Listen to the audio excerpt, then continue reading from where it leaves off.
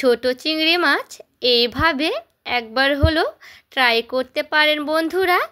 স্বাদে গন্ধে হবে অতুলনীয়, খেতে কিন্তু দুর্দান্ত হয় চিংড়ি মাছের এই রেসিপি। নমস্কার বন্ধুরা, অমৃতা অ্যান্ড কুকিং চ্যানেলে সবাইকে স্বাগত জানিয়ে আবারও হাজির হয়েছি।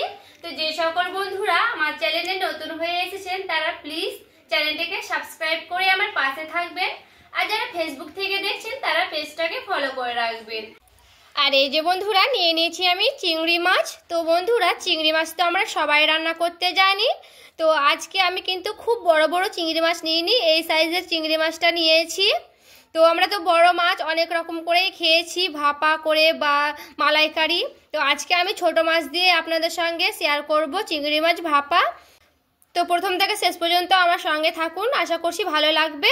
তো মাছগুলোকে দেখুন বন্ধুরা, আমি কিন্তু এই মাছগুলোকে বেছে নেব, হাতেই বেছে নিচ্ছি খুব ভালো মতো করে। তো যেহেতু আমি আজকে ছোট ছোটোই মাছ নিয়েছি আর ছোট মাছেরই আজকে আমি আপনাদের সঙ্গে শেয়ার করব রেসিপি। তো আমি কিন্তু এইভাবে মাছগুলোকে বেছে নেব, এই যে মাছের অংশটাকে মানে শুংগুলোকে বেছে নেব আর একটু পরিষ্কার করে নেব, তাহলে কিন্তু হয়ে যাবে। আজকের মাছটা এইভাবে আমি বেছে নিচ্ছি, তারপরে পুরোটাই বেছে নিয়ে আপনাদের সঙ্গে পরে দেখাচ্ছি।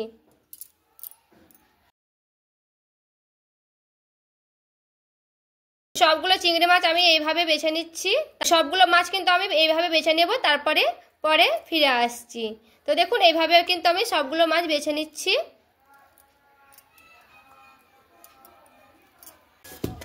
আর দেখুন বন্ধুরা মাছটাকে কিন্তু আমি খুব ভালো মতো করে ধুয়ে নিয়েছি। অল্প একটু দিয়ে দিচ্ছি লবণ, করে দিয়ে দিচ্ছি হলুদ আর লবণটাকে দিয়ে একটু ভালো মতো করে মাখিয়ে নিচ্ছি। মাখিয়ে রেখে দেবো প্রায় 2 থেকে 3 মিনিট, বেশিক্ষণ কিন্তু আমি রাখবো না এটাকে নুন হলুদ লাগিয়ে। এদিকে ঢেকে রাখতে রাখতে এদিকে একটা মশলা রেডি করে নিচ্ছি। এদিকে আমি চিংড়ি মাছটা রেস্টে রেখেছি, একটা মশলা রেডি করে নেব। নিয়ে নিয়েছি আমি কালো সর্ষে, এখানে আমি কালো সর্ষে দিয়ে দিচ্ছি 2 চামচের মতো। আমি 1 চামচের মতো নিয়ে নিচ্ছি জিরে, কাঁচা লঙ্কা। তো লঙ্কাটা কিন্তু কম বেশি করে নিতে পারেন, এখানে আমি 5টার মতো লঙ্কা নিয়েছি, ধুয়ে নিয়েছিলাম লঙ্কাটাকে খুব ভালো মতো করে। চলুন এগুলোকে শিলনোড়ায় বেটে নিচ্ছি। তো শিলনোড়াটাকে খুব ভালো করে পরিষ্কার করে নিয়েছি, এবার আমি ঢেলে নিচ্ছি সবগুলো মশলা। তো অল্প করে জল দিয়ে খুব ভালো মতো করে বেটে নেব, খুব মিক্স করে কিন্তু বেটে দিতে হবে। শিলনোড়ায় কিন্তু মশলা বেটে খেতে কিন্তু খুবই ভালো লাগে। তো আমরা কিন্তু খুব ভালো মতো করে মিক্স করে নিয়েছি, এবার আমি মশলাটাকে উঠিয়ে নেব। আর দেখুন বন্ধুরা কতটা মিহি করেছি, দেখে কিন্তু বুঝতেই পারবেন। আর এখানে দেখুন বন্ধুরা আমি কিন্তু সেই মশলাটা রেডি করে নিয়ে চলে এসেছি। এখানে আমি পরিমাণ মতো দিয়ে দিচ্ছি লবণ, যেহেতু আমি মাছে লবণটা মাখিয়ে রেখেছি, তো এখানে আমি মানে নিজেদের পছন্দ মতো লবণটা আমি দিয়ে দেব। এবার দিয়ে দিচ্ছি আমি হলুদের গুঁড়া, আর এখানে আমি নিয়ে নিচ্ছি কাশ্মীরি লঙ্কার গুঁড়া। এবার সবগুলোকে দিয়ে একটু ভালো মতো করে এখানে মিশিয়ে নেব।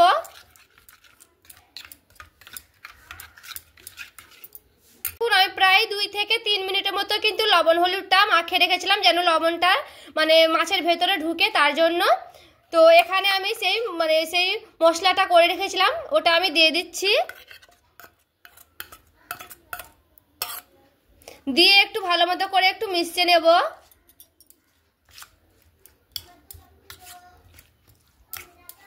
একটু ভালো মতো করে মিশিয়ে নিচ্ছি মশলাটাকে দিয়ে, খুব ভালো মতো করে কিন্তু আমি মশলাটাকে মিশিয়ে নিয়েছি। কড়াই চাপিয়ে নিয়েছি, কড়াই আমি দিয়ে দিচ্ছি সরিষার তেল, এটা আমার গরম হয়ে গেছে। দিয়ে দিচ্ছি আমি কালো জিরে, আর কালো জিরেটা দিয়ে একটু ভালো মতো করে কিন্তু আমি তেলটাকে এইভাবে একটু ঘুরিয়ে নেব। তো খুব ভালো করে কিন্তু গরম করে নিয়েছি। তো এবার আমি সেই মাছগুলোকে এইভাবে দিয়ে দিচ্ছি।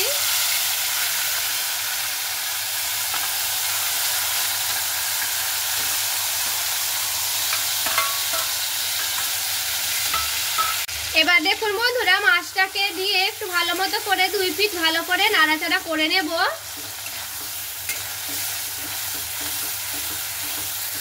একটু ভালো মতো করে নাড়াচাড়া করে নেব। তো বন্ধুরা আমরা তো বড় বড় চিংড়ি মালাইকারি বা ভাপা করে খাই। তো ছোট চিংড়ি মাছ এইভাবে একবার হলো ট্রাই করে দেখতে পারেন। দেখুন বন্ধুরা, এইভাবে কিন্তু 2 থেকে 3 মিনিটের মতো একটু নাড়াচাড়া করে নেব মাছটাকে।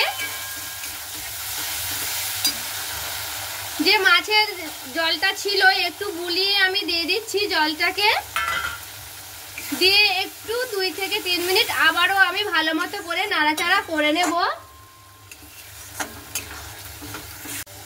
তো এবার দেখুন বন্ধুরা, আমি কিন্তু মাছটাকে দিয়ে আর মশলাটাকে দিয়ে একটু ভালো মতো করে নাড়াচাড়া করে নিয়েছি 2 থেকে 3 মিনিটের মতো করে।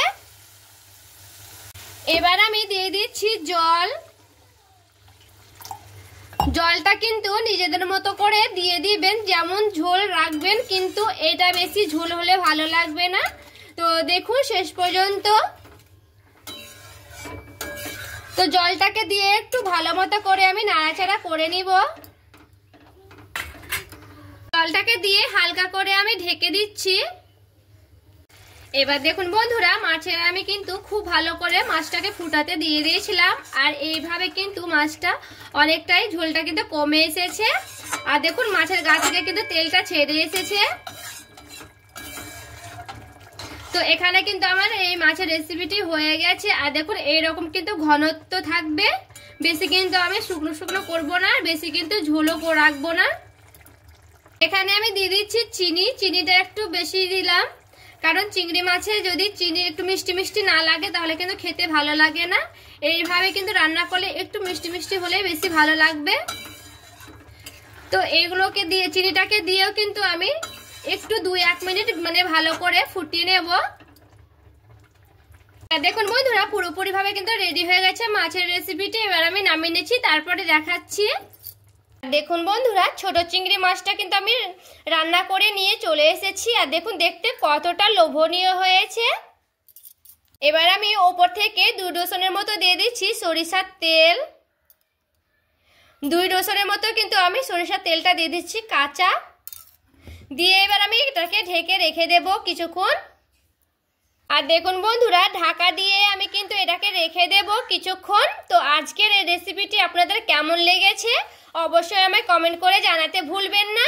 আর দেখুন বন্ধুরা, দেখতে কতটা লোভনীয় হয়েছে। আর এইভাবে কিন্তু ঘনত্ব রইবে, বেশি কিন্তু আমি ঝোল ঝোল করবো না, বেশি আরও খুবই শুকনো শুকনো করবো না, এইরকমই কিন্তু থাকবে এই চিংড়ি মাছটা।